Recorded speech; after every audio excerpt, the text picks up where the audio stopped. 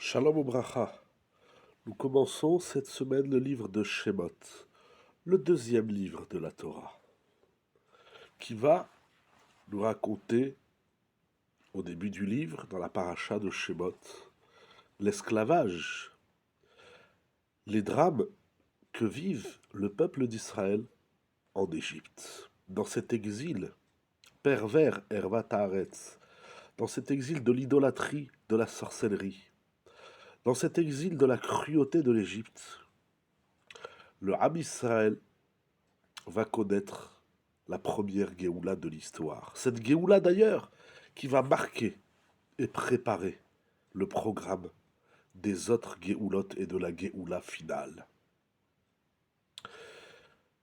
Il y a une étude délicate et intéressante dans le Midrash, dans Rashi sur la Paracha et dans les différents Mefarshim du Chumash. Par quel mérite les enfants d'Israël vont sortir d'Égypte?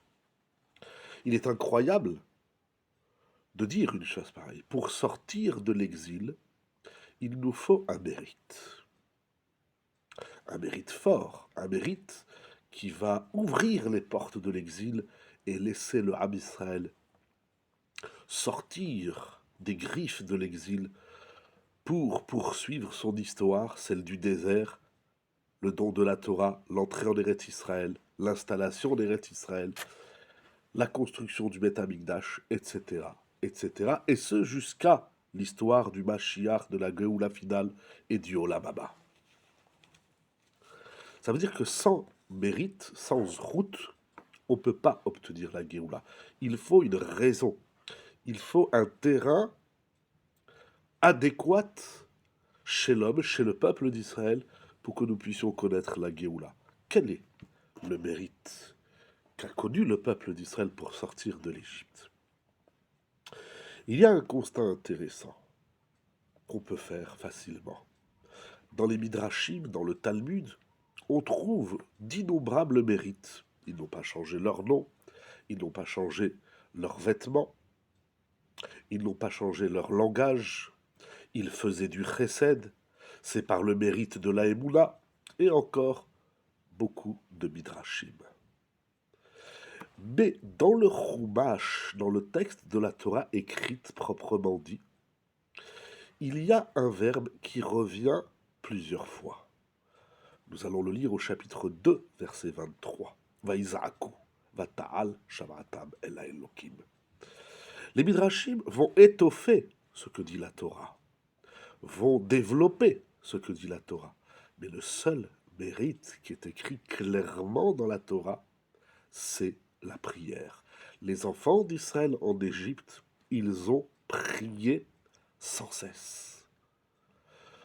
Dans les mots de Rav Pinkus, Am Israël, le peuple d'Israël, a été libéré de l'esclavage de l'Égypte par le mérite du cri. Vaïzaaku, ils crièrent.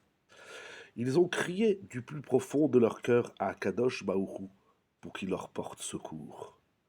Et nous devons savoir qu'il en est ainsi de nos jours également. Lorsqu'on se trouve dans un moment de détresse individuelle ou qui touche le Ham Israël tout entier, Ha'etza Ha'yechida, l'unique conseil est l'Eitpalel, de prier Velizok Mikirot Alev, et d'implorer Hachem avec ce cri qui vient des profondeurs du cœur. La puissance de la tfila, et encore une fois, c'est l'unique mérite qui est écrit dans la Torah, dans le texte.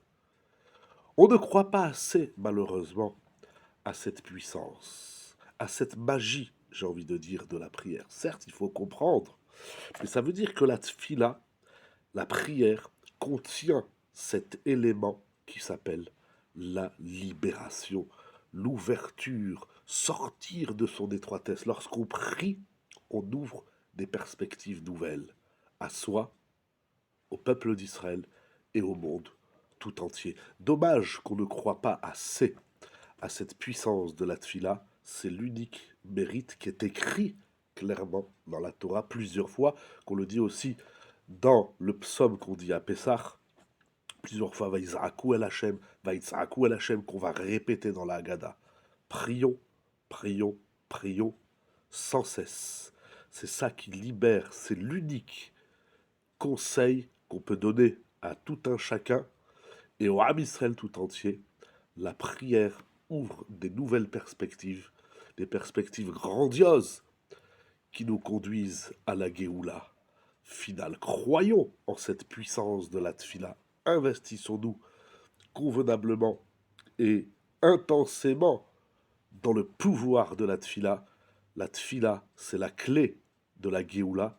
La Tfila, c'est le message et le programme de la Géoula, Bezrat Hashem, que nous attendons tant pour la gloire d'Akadosh Baruch. Shabbat Shalom.